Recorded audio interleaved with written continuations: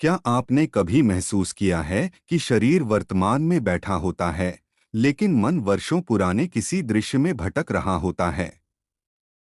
कभी बचपन की कोई याद, कभी किसी अपने का बिछड़ना, कभी अपमान का कोई क्षण, तो कभी वह अवसर जो हाथ से निकल गया। हम जानते हैं कि जो बीत गया वह लौटकर नहीं आएगा, फिर भी मन बार बार उसी ओर क्यों चला जाता है? अष्टावक्र गीता कहती है कि मन का स्वभाव ही भटकना है। वह या तो अतीत में रहता है या भविष्य की कल्पनाओं में। वर्तमान में केवल आत्मा रहती है।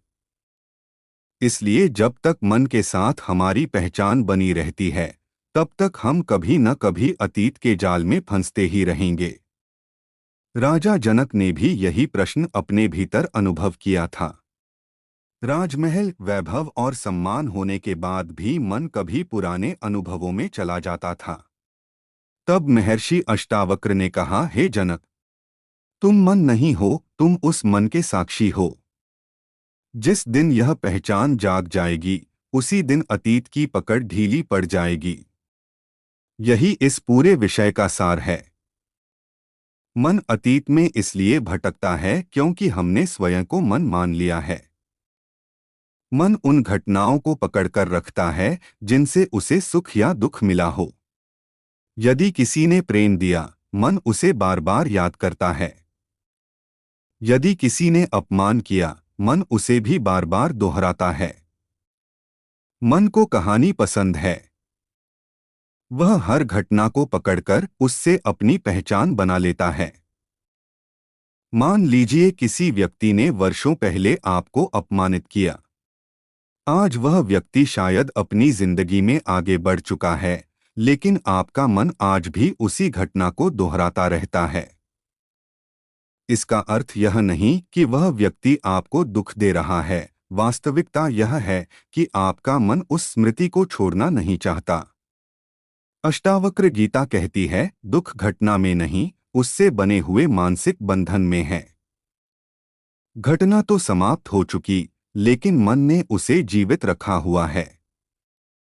मन की एक और विशेषता है, वह अधूरी बातों को पूरा करना चाहता है। यदि कोई इच्छा अधूरी रह गई, यदि कोई सपना टूट गया, यदि किसी ने बिना कारण साथ छोड़ दिया, तो मन बार बार उसी घटना के पास लौटता है। उसे लगता है कि शायद सोचते सोचते कोई उत्तर मिल जाएगा। लेकिन क्या कभी ऐसा हुआ है कि बार बार सोचने से अतीत बदल गया हो? नहीं। सोचने से केवल वर्तमान नष्ट होता है। अष्टावक्र कहते हैं कि जो हो चुका है वह प्रकृति के प्रवाह में घटित हुआ। उसे स्वीकार कर लेना ही बुद्धिमानी है। विरोध करना केवल मन की आदत है। एक और कारण है कि मन अतीत में इसलिए भटकता है क्योंकि हमारी पहचान हमारी यादों से बनी होती है। हम कहते हैं, मेरे साथ ऐसा हुआ था, मुझे उसने धोखा दिया था, मैं पहले बहुत खुश था। धीरे धीरे ये बातें हमारी पहचान बन जाती हैं। लेकिन अष्टावक्र पूछते हैं, यदि सारी यादें मिट जाएं, तो क्या तुम समाप्त हो जाओगे? नहीं, क्योंकि तुम्हारा वास्तविक स्वरूप स्मृतियों से परे है। आत्मा का कोई अतीत नहीं होता। आत्मा केवल वर्तमान है। इसलिए जितना अधिक आत्मबोध होगा, उतनी ही अतीत की पकड़ कम होती जाएगी। मन को सबसे अधिक आनंद तुलना करने में आता है। वह कहता है, पहले सब अच्छा था, पहले लोग अच्छे थे, पहले मैं खुश था। यहीं से दुख जन्म लेता है, क्योंकि मन वर्तमान की तुलना अतीत से करता है। लेकिन क्या अतीत वास्तव में इतना सुंदर था? यदि ईमानदारी से देखें, तो उस समय भी समस्याएं थीं। फर्क केवल इतना है कि मन ने दुखों को भुला दिया और सुखद स्मृतियों को चमका दिया। इसलिए अतीत का आकर्षण वास्तविक नहीं, मानसिक है। अष्टावक्र कहते हैं, जो बीत गया उसे जाने दो। जो आने वाला है उसकी चिंता मत करो। जो इस क्षण उपस्थित है उसी में सत्य है। जब मन अतीत में जाए तो उससे लड़ो मत, उसे रोकने का प्रयास भी मत करो। केवल उसे देखो। देखो कि एक विचार आया, कुछ देर रुका, फिर चला गया। यही साक्षी भाव है। साक्षी भाव का अर्थ है मन को बदलना नहीं, मन को देखना। जब देखने वाला जाग जाता है, तब भटकने वाला मन धीरे धीरे शांत होने लगता है। एक नदी को रोकने की कोशिश करोगे तो वह और उग्र हो जाएगी, लेकिन यदि किनारे बैठकर उसे बहते हुए देखोगे तो वह स्वयं आगे निकल जाएगी। मन भी ऐसा ही है। उसके पीछे भागना या उससे लड़ना, दोनों ही उसे शक्ति देते हैं। उसे केवल देखना उसे कमजोर कर देता है। बहुत से लोग कहते हैं, मैं अतीत भूलना चाहता हूं, लेकिन भूलने की कोशिश ही याद को मजबूत कर देती है। अष्टावक्र गीता भूलने की शिक्षा नहीं देती, वह देखने की शिक्षा देती है। जो पूरी तरह देख लिया जाता है वह स्वतः समाप्त हो जाता है। जो दबा दिया जाता है वही बार बार लौटता है। इसलिए अपने दुख से मत भागो, उसे देखो। अपने अपमान से मत भागो, उसे देखो।